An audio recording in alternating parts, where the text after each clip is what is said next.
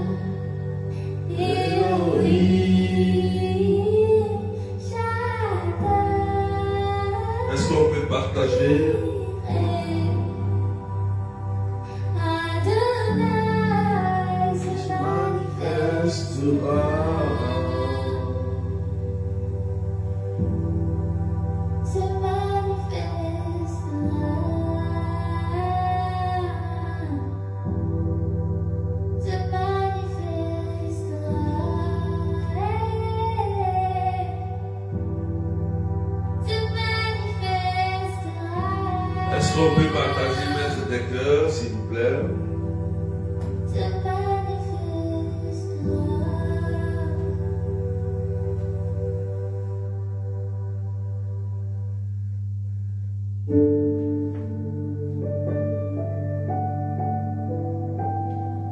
Amen. Que Dieu vous bénisse. Au nom du Père et du Fils et du Saint-Esprit. Amen. Je vous invite à partager et je voudrais souligner quelque chose.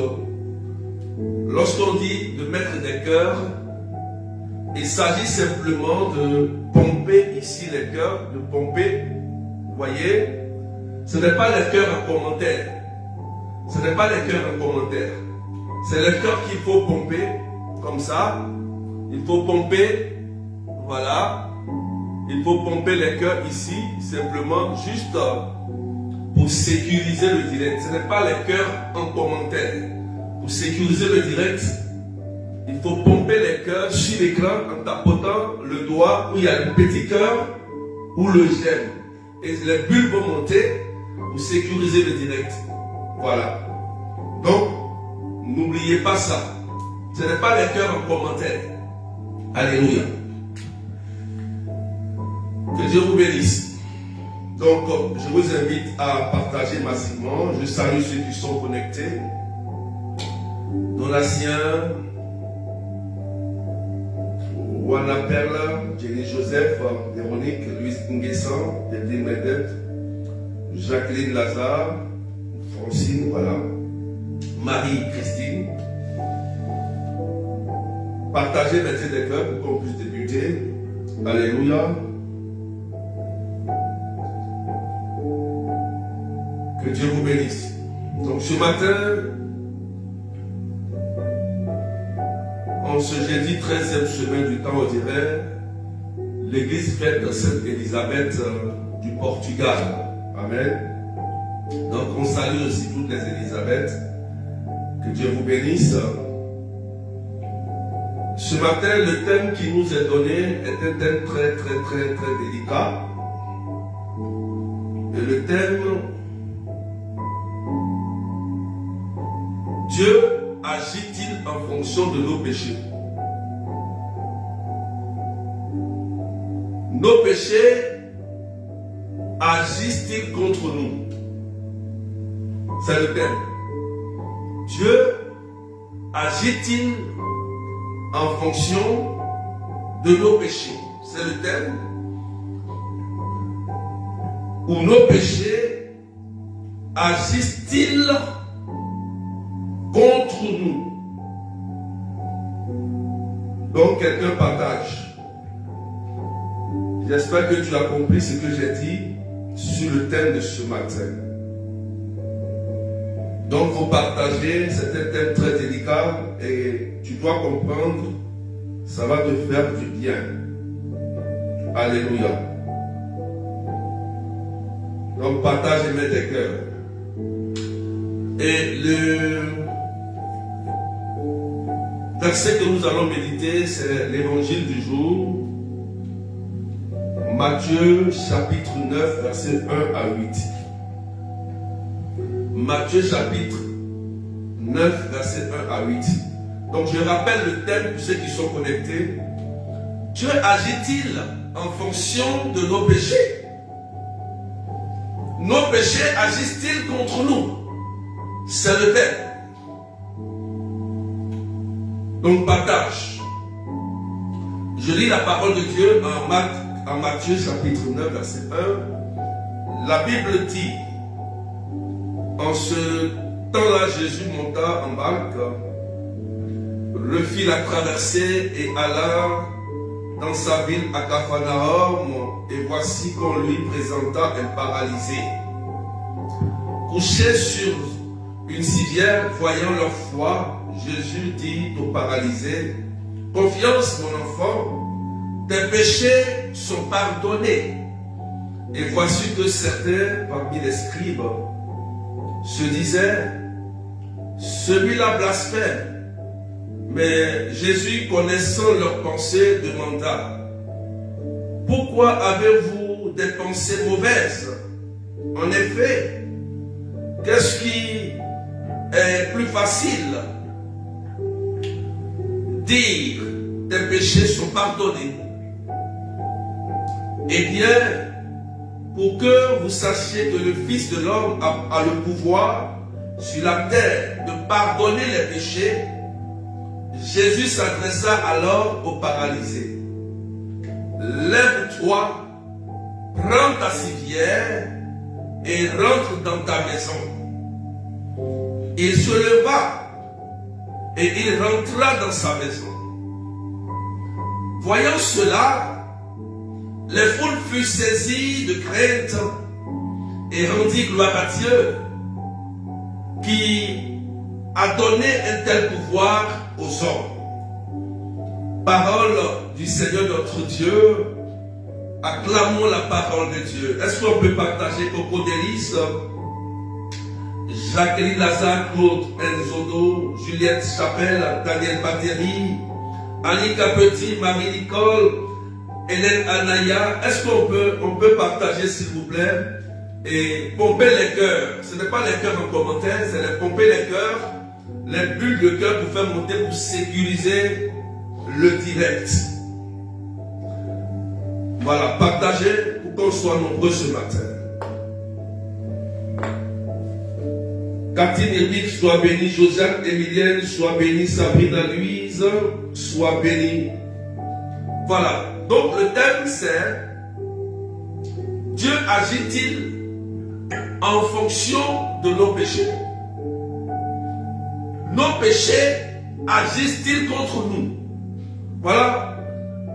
Nous allons méditer sur ça. Marie Dénia, soyez bénie. Alléluia.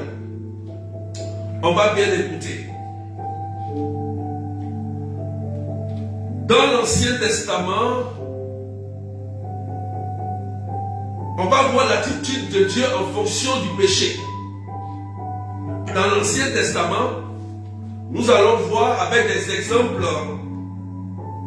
clairs et vérifier l'attitude de Dieu en fonction du péché commis par l'homme. Amen. Nous allons prendre d'abord le cas d'Abraham et de Lot. Dans le livre de la Genèse chapitre 19, de la destruction de Sodome et de Gomorrhe. Sodome et Gomorrhe était une ville aimée de Dieu, une ville qui s'est détournée de la face de Dieu et ont commencé à commettre le péché de la sodomie, c'est-à-dire de l'homosexualité. Les femmes couchaient entre elles et les hommes couchaient entre eux. Jusqu'à tel point que Dieu avait envoyé des serviteurs à Lot, et même ces serviteurs-là, les gens voulaient coucher avec ces hommes. Et Dieu était en train d'interroger, et Abraham était en train d'interroger Dieu, parce que le péché que Sodome et Gomorrhe avaient commis était une abomination devant le Seigneur. Parce que les hommes couchaient entre eux et les femmes couchaient entre elles. Et Dieu a dit à Abraham qu'il va détruire Sodome et Gomorrhe à cause de leurs péchés. Et Dieu se mit à dialoguer avec, Abraham se mit à dialoguer avec le Seigneur et en disant, Seigneur, s'il y a un seul saint, est-ce que tu vas détruire Sodome et Gomorrhe? Et Dieu lui répond, non. S'il y a un saint dans cette ville, je ne vais pas détruire Sodome et Gomorrhe. Mais je ne trouve aucun saint. Et évidemment, la suite, Dieu a détruit Sodome et Gomorrhe parce que dans cette ville, on n'a pas trouvé de saint et cette ville a été corrompue par le péché. Donc ici, on voit bien que Dieu a agi en fonction du péché de Sodome et Gomorrhe, et Sodome et Gomorrhe ont été détruites. La référence, vous pouvez lire Genèse chapitre 19 pour bien comprendre. Est-ce que quelqu'un me suit? Tu dis Amen, tu partages et tu pompes les cœurs pour sécuriser rapidement. Alléluia. Est-ce que quelqu'un a compris déjà cette première partie? Alléluia. Denise, soyez bénis. Salut Nathalie, Ruth, soyez bénis. Amen. Innocent, Marie, Guy. Voilà. Ça fait un. On est toujours dans l'Ancien Testament. On va prendre le cas de Noé dans le livre de la Genèse chapitre 6. Genèse chapitre 7. Dans le livre de la Genèse chapitre 6 et dans le livre de la Genèse chapitre 7. Le cas de Noé. Dans le cas de Noé, Dieu avait créé l'homme, Dieu avait créé la femme, et il y a eu la déchéance, on pourrait dire. Satan avait été déchu avec ses anges. Et ces anges-là, logiquement, couchaient avec les belles filles sur la terre, et ces belles filles enfantaient des géants. Les géants et les géants qui ont existé bel et bien, Genèse chapitre 6, 18-7, ils ont commencé à détruire, à manger même les hommes, à manger même les choses, à détruire. D'accord? Et à manger même des hommes. Et c'était le temps de Noé et que Dieu avait vu l'abomination qui se faisait en ce moment précis par rapport à leur péché. Donc Dieu dit à Noé, qui était un homme juste. Vous voyez? Dans le temps de Noé, Noé était un homme juste qui craignait le Seigneur. Et quand Dieu a regardé, il a vu que Noé était quelqu'un de juste. Donc Dieu va s'adresser à Noé. Il va lui dire, Noé, je vais envoyer le déluge parce que il y a des choses qui se passent. Le déluge, c'est l'eau qui va déraciner tout, qui va engloutir tout. Tu vas construire une hache où tu vas mettre des animaux de sexe différents et tu vas rentrer dans l'âge jusqu'à ce que je te dirai de sortir. Donc on voit bien que Dieu va agir en fonction du péché que le peuple avait commis dans le temps de Noé. Et Noé seul sera épargné de ce déluge. Alléluia. Et on voit bien qu'après le déluge, Dieu a fait une alliance qu'il a conclue avec Noé. pour lui dire, quand l'arc-en-ciel va sortir, rappelle-toi de mon alliance parce que je ne vais plus jamais détruire la terre comme je l'ai fait dans ton temps. Plus jamais. Et à chaque fois que l'arc-en-ciel va sortir, rappelez-vous que mon alliance qui a été conclue avec toi restera toujours.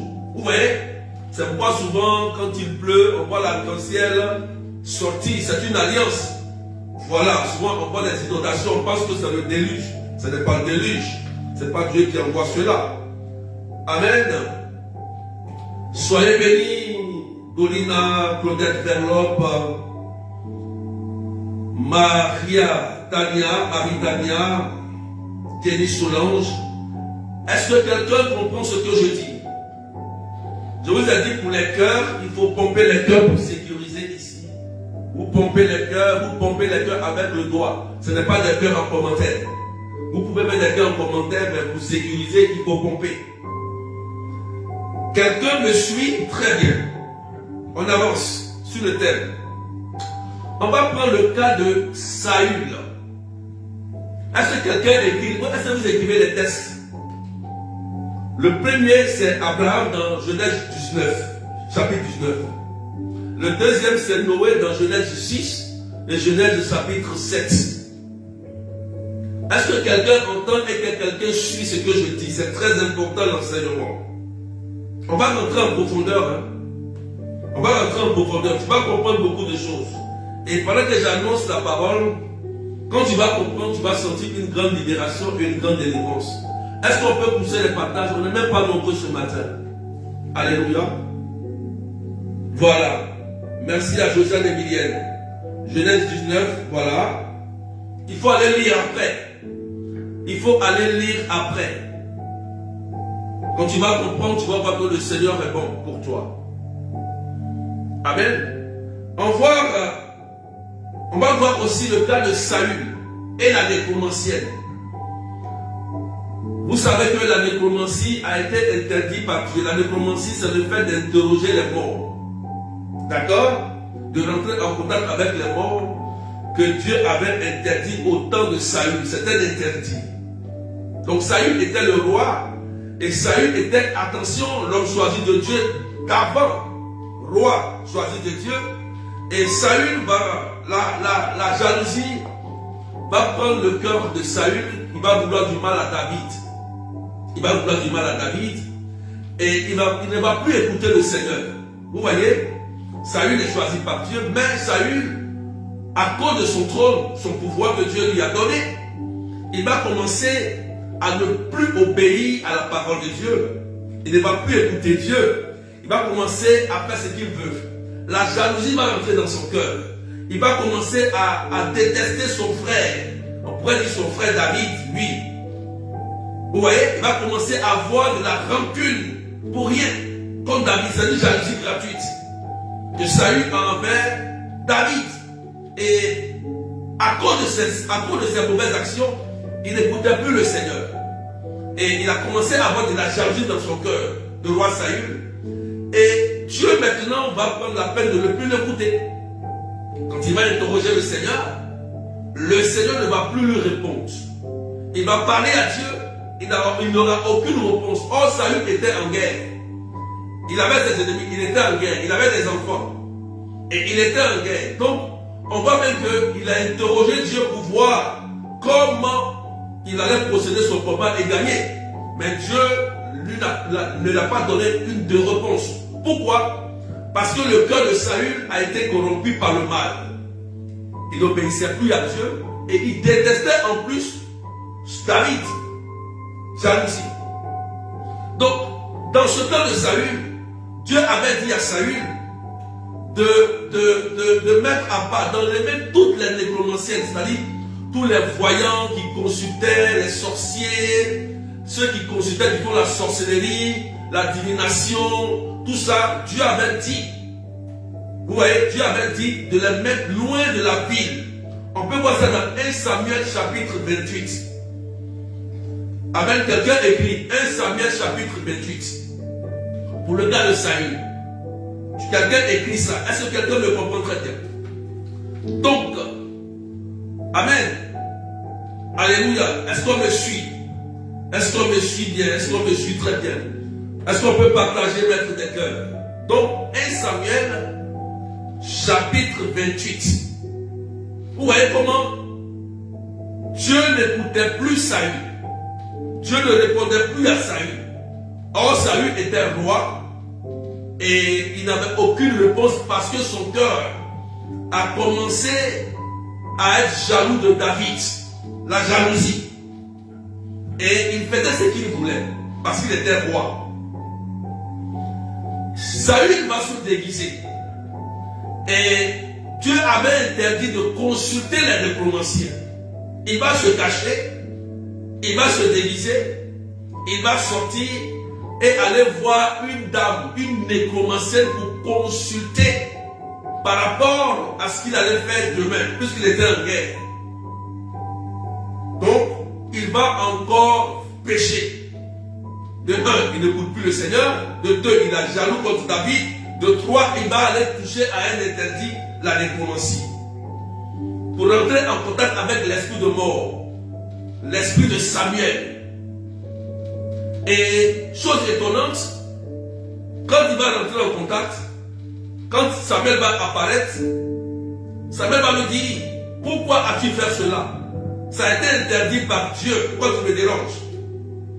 Demain, tu mourras, toi et tes enfants. Amen. Donc on voit bien que Saül a commis quelque chose et le lendemain, après la guerre, Saül est mort. Ses enfants sont morts. Le péché qu'il a commis a eu une conséquence sur lui et ses enfants. Alléluia. 1 Samuel 28. 1 Samuel 28. Premier livre. 1 Samuel 28. Est-ce que quelqu'un peut partager, mettre des cœurs, pour que quelqu'un puisse entendre ce que je dis? Alléluia.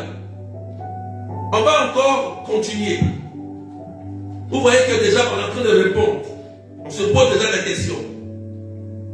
On va continuer encore avec une autre histoire de David lui-même dans le livre de 2 Samuel chapitre 11. Amen. Quelqu'un écrit dans le livre de 2 Samuel chapitre 11. David avait un soldat fidèle. Ce soldat était fidèle et David va voir la femme de ce soldat. David va voir la femme de son soldat qui était fidèle à lui. Et David va convoiter la femme de son soldat qui s'appelle Uri. Uri était un soldat fidèle de David. Il était le général en quelque sorte. Et David va tomber dans le péché en voulant sortir, en voulant coucher, en voulant prendre la femme de Uri, qui est son général, son fidèle serviteur. Et David va commettre ce péché. Premier péché, il va envoyer Uri au front, là où il y a les tirs. Et Uri, malheureusement, ira au front et Uri va mourir. Il va prendre la femme de Uri. Il va coucher avec la femme de Uri. Ils vont faire un enfant. Et en ce temps-là, j'ai oublié le prophète là, qui va dire, tu as péché contre Dieu, il faut te repentir. Mais la conséquence du péché de David a eu un enfant avec la femme de Uri. Et cet enfant, à la suite, est mort à cause de l'acte que David a péché. Il s'est repenti après, il a demandé pardon à Dieu. Mais on est encore dans l'Ancien Testament. Est-ce que quelqu'un me suit? Vous voyez, je n'ai pas cité de verset dans le Nouveau Testament. On est encore dans l'Ancien Testament où Dieu agissait d'une certaine manière en fonction du péché de l'homme. Alléluia. Donc, on a vu que l'enfant qu'ils ont eu, l'enfant est mort à cause du péché de l'adultère de David envers Uri. Alléluia. Est-ce que quelqu'un me suit? Est-ce qu'on peut partager, s'il vous plaît? On n'est pas nombreux. Est-ce qu'on peut partager, s'il vous plaît? Est-ce qu'on peut pousser les partages, s'il vous plaît? Zama, Livia, soyez bénis. Est-ce qu'on peut partager avec les arrobas? Est-ce qu'on peut partager, taguer avec les arrobas? C'est important. Est-ce qu'on me suit bien? Si tu me suis, faut taguer tes amis et dire que tu me suis. Alléluia. Suis-moi bien. Ça va t'aider. On va encore toucher un autre point. Là, on va prendre le cas de Moïse. Vous voyez, j'ai pris Abraham, j'ai pris Noé, j'ai pris Saül, j'ai pris même David. Et je vais prendre le dernier cas. Le cas de Moïse.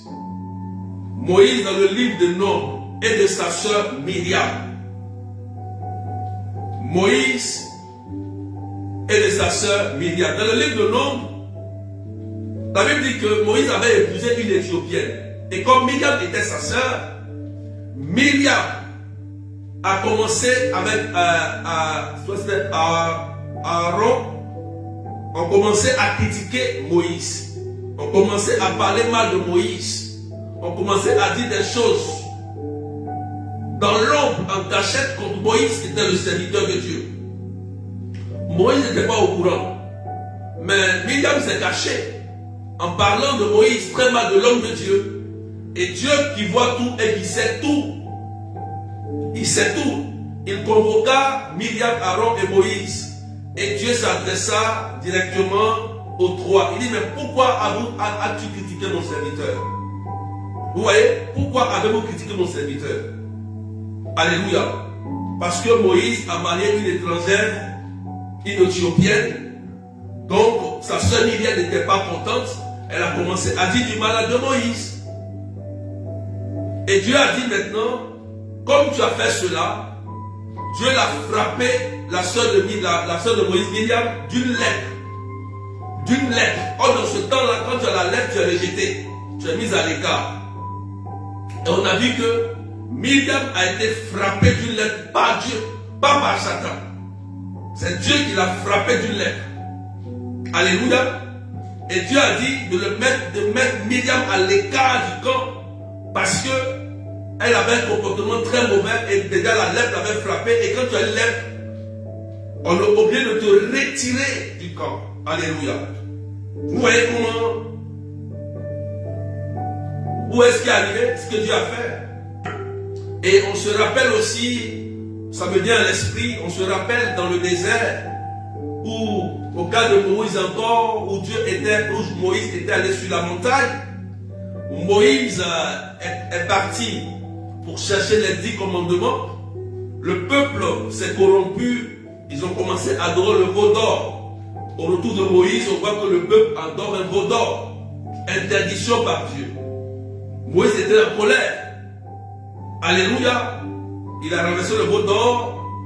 Et Dieu a dit à Moïse, je vais exterminer ce peuple. Et Moïse dit non, ne le fais pas. Mais Dieu dit, moi je vais envoyer le serpent brûlant. Amen. Écoutez bien, on est encore dans l'Ancien Testament. Dieu dit, moi je vais envoyer le serpent brûlant qui va les piquer et ils vont tomber malades. Et il dit à Moïse, tu vas représenter. Écoutez bien, Dieu est bizarre. Il dit, il faut représenter un serpent d'airain. Vous voyez, c'est le genre de serpent qu'on met au niveau des pharmacies. Il dit, fais le serpent d'airain. Dieu dit lui-même, il va envoyer un serpent brûlant. Et il dit à Moïse maintenant, il faut faire une représentation d'un serpent d'airain. Et que celui qui sera mordu par le serpent brûlant que je vais envoyer, quand il sera malade, s'il se lève, il fait un effort pour aller regarder le serpent d'airain, il sera guéri. Dans le cas contraire, il mourra. Vous voyez, c'est Dieu lui-même qui a agi en fonction de leurs actes, de leurs péchés. Quelqu'un dit amen bien. Est-ce que quelqu'un me comprend maintenant? Dieu agit-il en fonction de nos péchés? Ou bien nos péchés, non, pas où? Nos péchés agissent-ils contre nous? Nos péchés agissent-ils contre nous-mêmes? On est dans le thème, hein? Mais pour bien comprendre, il faut prendre des exemples pour comprendre. Quelqu'un dit Amen bien. Mais nous sommes encore dans l'Ancien Testament. Je n'ai pas cité de versets dans le Nouveau Testament.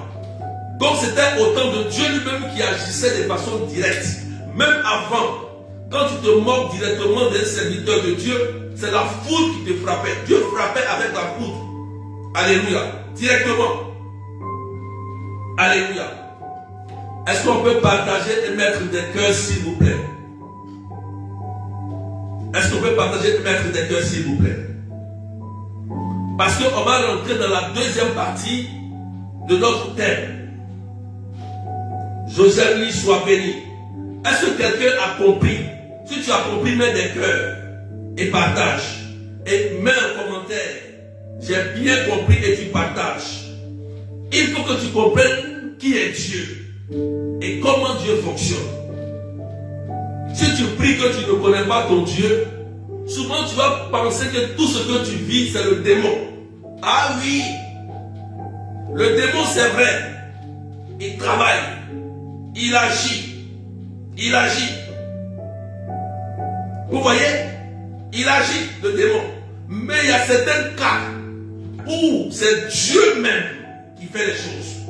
Ah oui, voilà. Donc quelqu'un me suit.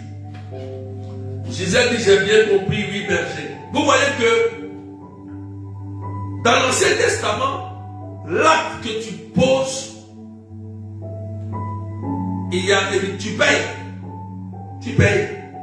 On voit bien que pour expier les péchés, dans l'Ancien Testament, il fallait tuer soit un veau, un agneau pur, pour pouvoir expier avec un prêtre, pour pouvoir expier vos péchés, vous faire pardonner. Mes frères et sœurs, on va maintenant rentrer dans le Nouveau Testament avec le temps de Jésus. Il faut partager, mettre des cœurs. C'est là qu'on va rentrer dans l'évangile d'aujourd'hui. Il faut dire Amen bien.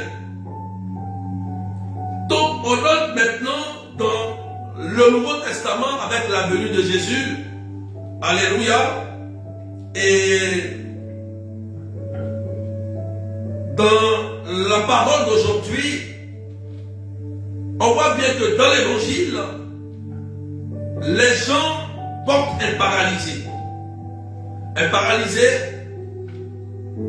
qui ne marche pas. Et les gens peut-être de sa famille, ses amis peut-être, vont prendre ce paralysé et ils vont aller rencontrer Jésus-Christ pour que Jésus-Christ guérisse ce paralysé. Et la Bible dit, voyant leur foi, Jésus dit à ce paralysé, confiance, prends courage. Alléluia. Et ce qui est étonnant, Jésus va prononcer une parole, tes péchés te sont pardonnés. Alléluia. Tes péchés te sont pardonnés. Lève-toi et rentre chez toi. Pour vous dire que, frères et sœurs, le péché agit contre nous. Alléluia. Lorsqu'on pose un acte de péché, ce péché qui est un interdit a toujours une répercussion. C'est pourquoi Dieu lui-même a mis le sacrement de la réconciliation. Ce beau sacrement de la réconciliation pour que tous les hommes puissent désormais, par le sang de Jésus et par un prêtre qui absout tes péchés, tu puisses retrouver ta dignité d'enfant de Dieu lorsque tu pêches. Le sacrement de pénitence de la confession est un sacrement très puissant, un sacrement très important, un sacrement incontournable pour rentrer au ciel. On ne peut jamais rentrer au ciel pécheur. Je vous dis la vérité. Parce que il faut être pur pour voir Dieu. Comme le dit dans le livre des Béatitudes, Matthieu chapitre 5. Heureux les cœurs purs, ils verront Dieu. Alléluia. Donc, on voit bien que dans le Nouveau Testament, Jésus dit à cette personne, tes péchés te sont pardonnés et le malade est guéri. On réfléchit, frères et sœurs. Commençons à réfléchir ici. Donc, la personne qui était paralysée, en réalité, il a péché. C'est son péché qui a fait qu'il est devenu paralysé. On pourrait dire aussi, c'est à cause de ton péché d'avortement que tu ne fais plus d'enfant. On pourrait dire, c'est à cause de ton péché que tu as perdu ton travail. C'est à cause de ton péché que ton enfant est mort. C'est à cause de ce que tu allais faire chez les charlatans, chez les nécromanciens, que ton enfant est en train de subir, est en train de souffrir. Voilà, frères et sœurs, le péché lui-même dégage une mauvaise odeur et le péché lui-même met une barrière entre Dieu et nous. La Bible dit, c'est le péché qui met une barrière entre Dieu et nous. C'est pourquoi il est très important d'être en état de grâce pour recevoir une grâce. Ah, pour partager. Écoutez-moi bien. C'est pourquoi il est important d'être en état de grâce pour recevoir une grâce. Pour recevoir une grâce, il faut être en état de grâce. On dirait que tu n'as pas compris ce que j'ai dit. Sinon, tu allais partager, tu allais mettre des cœurs. Est-ce que quelqu'un me comprend très bien? Est-ce que quelqu'un m'écoute très bien? Alléluia. Dans le Nouveau Testament, Dieu dit j'aime le pécheur. Il dit j'aime le pécheur. Mais je n'aime pas le péché. Il y a deux choses. Il dit j'aime la personne qui pêche. Mais je n'aime pas ce qu'il fait. Parce qu'il veut que la personne qui pêche change son comportement. Et nous tous, nous sommes des pécheurs convertis. Et même encore on pêche, on tombe, on se relève. On va se confesser. Mais c'est celui qui refuse de se confesser. Celui qui ne reconnaît pas son péché. Celui qui refuse de changer s'enferme dans le blasphème contre l'Esprit Saint. Et c'est ce péché qui n'est pas pardonné par Jésus.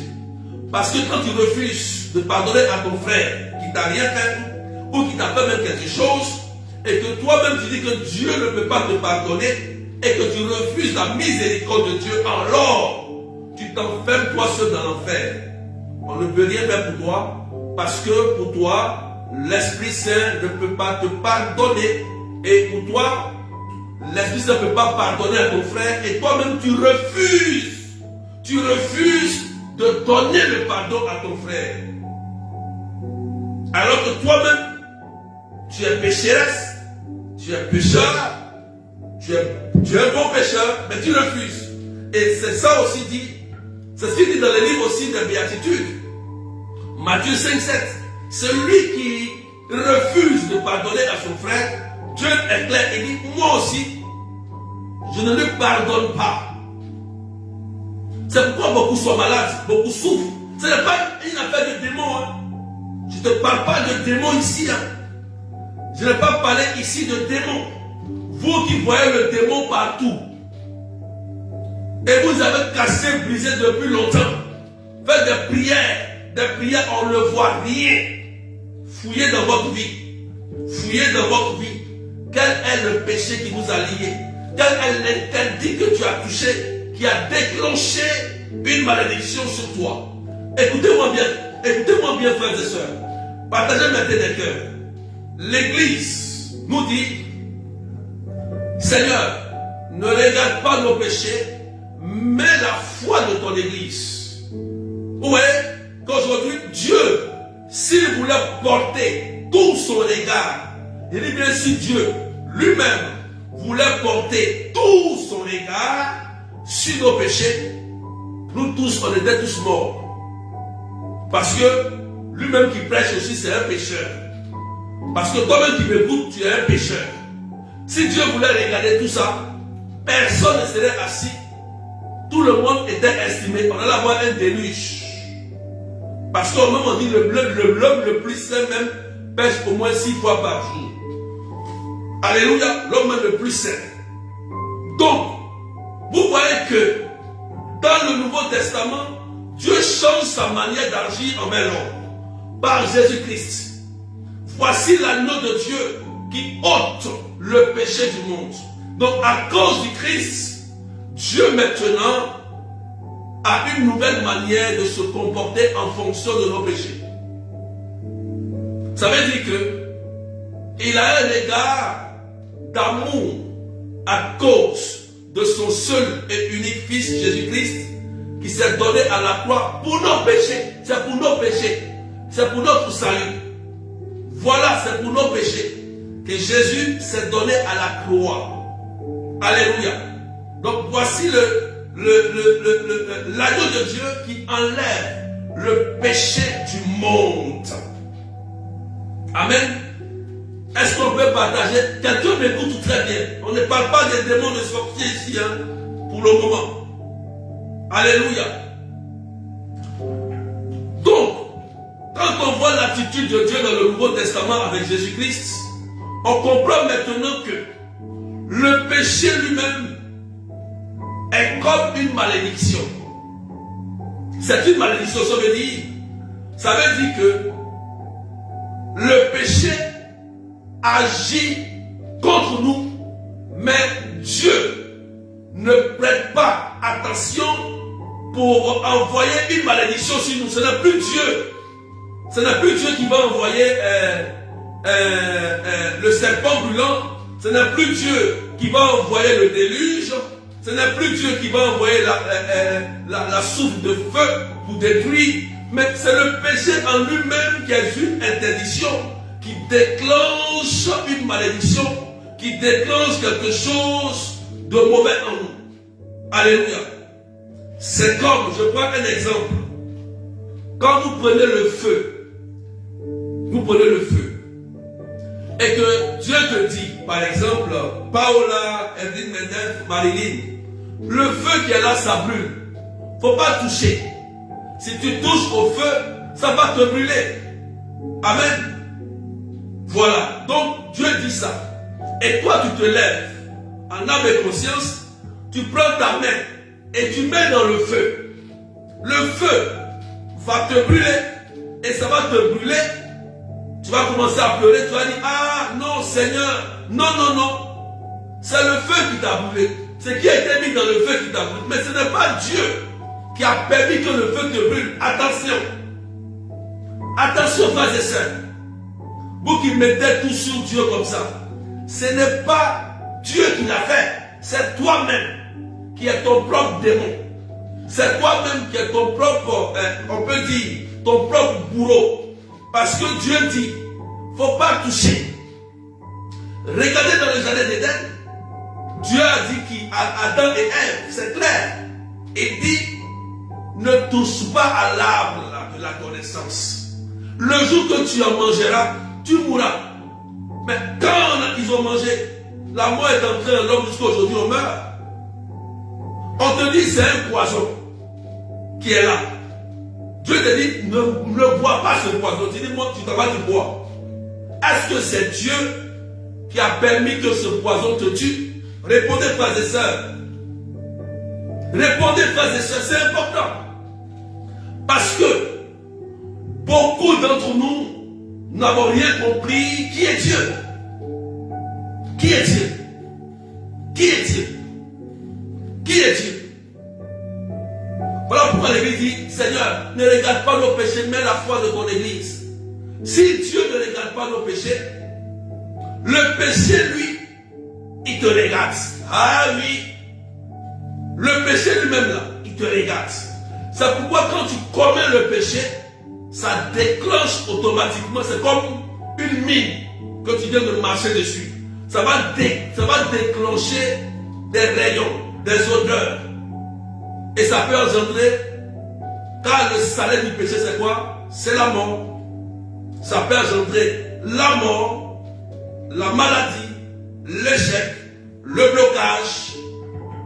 Ça peut engendrer des problèmes dans la famille des divisions à cause du péché que toi tu as commis. Quelqu'un me suit bien? Alléluia. Donc ce que nous voyons, les inondations, les cyclones, les guerres, ce n'est pas Dieu qui a permis ça. C'est l'homme lui-même. Ce n'est pas Dieu. Dieu a conclu une alliance avec Noé il y a longtemps. Amen. Et c'est l'acte que l'homme pose qui le suit. Voilà pourquoi la Bible dit, tu récoltes ce que tu sèmes. Si tu sèmes la jalousie, la rancune, tu vas récolter tôt ou tard. Toi-même et tes enfants et ta famille. La Bible dit, si tu récoltes le bien, la paix, le pardon, l'unité, la réconciliation, l'amour, tu vas aussi recevoir l'amour. C'est écrit. Donc, Dieu nous a déjà tout donné. Ne pensez pas que Dieu, il est dans votre mentalité. Non, non, non. Il a déjà tout mis en place. Il dit, voici le bien et voici le mal. C'est écrit, c'est biblique. Voici le bien et voici le mal. Choisis le bien afin que tu puisses vivre. Voilà ce que Dieu a dit. Mais tu as un choix. C'est toi qui choisis de pécher comme de ne pas pécher. Mais sache que quand tu pêches, il y a une conséquence. Ça c'est clair. Il faut écrire ça quelque part. Il ne faut pas te trouver de bonnes raisons pour pécher. Ça va te détruire. On appelle ça l'iniquité. C'est plus grave. Quand tu pêches et que tu trouves une très bonne raison dans ton péché, tu rentres dans ce qu'on appelle l'iniquité. Et l'iniquité est un péché grave. Parce que toi, pour toi, tu te plais dedans. Et ça va commencer à changer la valeur de la parole de Dieu. Amen. C'est pas parce que tu vis une difficulté bizarre que tu vas te prendre un plaisir d'aller pécher comme tu veux. Non. Dieu va t'aimer. Il aime le pécheur. Il va t'aimer dans ton péché. Mais le péché lui-même peut te tuer. Voilà. Le péché lui-même là, c'est ça qui te tue. Ce n'est pas Dieu qui t'a tué. Voilà pourquoi il a dit non, c'est Dieu qui a permis. C'est pas Dieu qui nous avait dit que Dieu nous a créé pour que nous mourons comme ça. Mort prématuré. Qui vous a dit ça? Quand vous assistez à des morts prématurés dans une famille, vous pensez que c'est Dieu qui le fait? Vous pensez que Dieu il est content quand il voit quelqu'un, il meurt, un enfant meurt, quelqu'un meurt de façon prématurée, des malades, et lui il est assis dans son trône, il se moque de toi? Qui t'a dit ça? Qui t'a dit ça?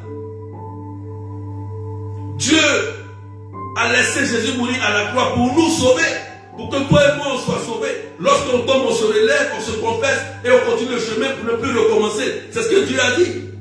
C'est ce que Dieu a dit.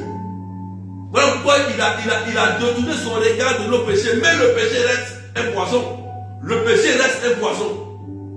Le péché reste un poison pour l'homme. Le péché empoisonne la vie de l'homme, mais ce n'est pas Dieu. Voilà pourquoi celui qui prend la peine de dire Seigneur, je me reviens à moi et j'arrête ce péché-là, Dieu lui pardonne. Voilà. Et je termine par un verset de Saint Paul aux Romains. Romains chapitre 7, verset 15 à 25. Est-ce qu'on peut partager s'il vous plaît? Est-ce qu'on peut partager s'il vous plaît? Je vais terminer. Alléluia. Est-ce que quelqu'un a compris ce que j'ai dit? Mets des cœurs et partage. On n'est même pas nombreux, 294 personnes. Poussez un peu les partages s'il vous plaît. L'île soit bénie. Je vois l'île soit bénie. Stéphanie Kako. Berger béni, soyez béni. Est-ce qu'on peut partager s'il vous plaît? Est-ce que quelqu'un a compris ce que j'ai dit? Est-ce que tu as compris ce que j'ai dit? Je n'ai pas parlé de démons, de sorciers. Non. Il faut écouter bien. Va lire les tests. Tu vas voir que le péché lui-même est un poison. Son salaire, c'est la mort. C'est écrit dans le Nouveau Testament. Dieu, il est miséricordieux. Il nous aime. Tu es un enfant têtu, tu fais ce que tu veux. te comporte mal, il t'aime. Mais sache que le péché qui a été mis depuis longtemps là, c'est un poison qui peut te tuer et te détruire. Je vais lire ce texte là de Saint Paul l'apôtre. Il dit, Romains chapitre 7, verset 15 à 25, je termine par là. En effet, ma façon d'agir, je ne la comprends pas. Car ce que je voudrais, cela je ne le réalise pas. Mais ce que je déteste, c'est cela que je fais. Oui, il y a des gens comme ça. Or, si je ne veux pas le mal que je fais, je suis d'accord avec la loi. Je reconnais qu'elle est bonne. Mais en fait, ce n'est plus moi qui agis, c'est le péché. Lui qui habite en moi. Je sais que le bien n'habite pas en moi, c'est-à-dire dans l'être de chair que je suis. En effet, ce qui est à ma portée, c'est de vouloir le bien, mais pas de l'accomplir. Je ne fais pas le bien que je voudrais, mais je commets le mal que je ne voudrais pas. Si je fais le mal que je ne voudrais pas, alors ce n'est plus moi qui agis ainsi, mais c'est le péché, lui qui habite en moi. Mais qui voudrait faire le bien, je constate donc en moi cette loi. Ce qui est à ma portée, c'est le mal. Au plus profond de moi-même, je prends plaisir à la loi de Dieu. Alléluia. Amen. C'est Paul l'apôtre qui le dit. C'est Paul l'apôtre qui le dit. Et oui, il y a des personnes comme ça. Tout le monde aussi. Bien qu'ils prient, ils ont souvent la tendance à faire du mal. Il y a des personnes comme ça qui sont dominées. Pour rien, ils n'aiment pas une personne.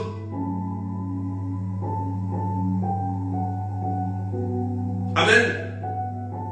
Ils se laissent dominer par le péché de la chair. Alléluia. Et Paul, dans le livre de Romains, nous montre ici qu'il y a un combat intérieur entre l'esprit et la chair. Jésus a résolu le problème. Il a dit, la chair est plus ardente. L'esprit est plus ardent que la chair est faible. Mais l'esprit est plus fort. C'est pourquoi, frères et sœurs, tu as aussi le bien en toi. Je termine par là. Écoute-moi bien. Il y a le bien en toi. Et si tu veux voir la gloire de Dieu, hâte-toi à faire du bien. Hâte-toi à faire du bien. Hâte-toi à vouloir le bien de ton prochain. Même si tu n'aimes pas, même si tu as blessé, même si tu n'aimes pas, hâte-toi à faire du bien à ton prochain.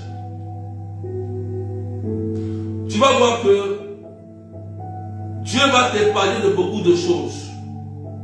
Et surtout des maladies incurables vont commencer à quitter ta maison et ta famille. Et tu verras la gloire de Dieu dans ta vie. Est-ce que quelqu'un m'écoute? Hâtez-vous à faire du bien. Et on peut conclure que dans l'Ancien Testament, on a vu que Dieu agissait en fonction de nos péchés. Mais retenez que le péché en lui-même est un poison pour l'homme. Donc ce qu'il faut conclure, c'est le péché qu'il faut combattre. C'est le péché qu'il faut fuir.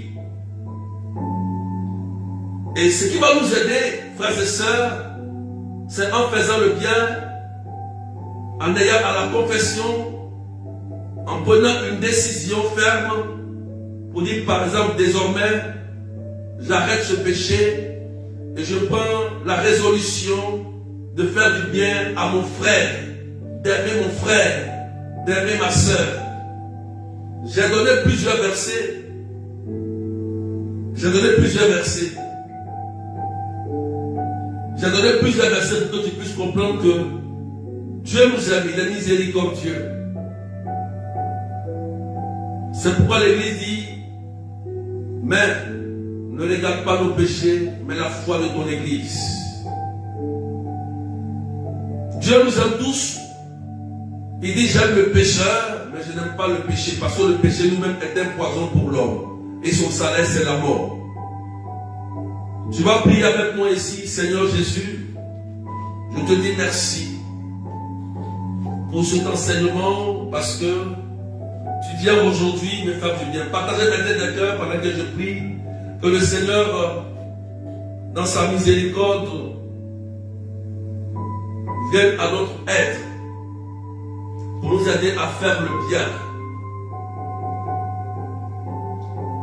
Seigneur Jésus, merci de m'avoir sauvé par ton sang.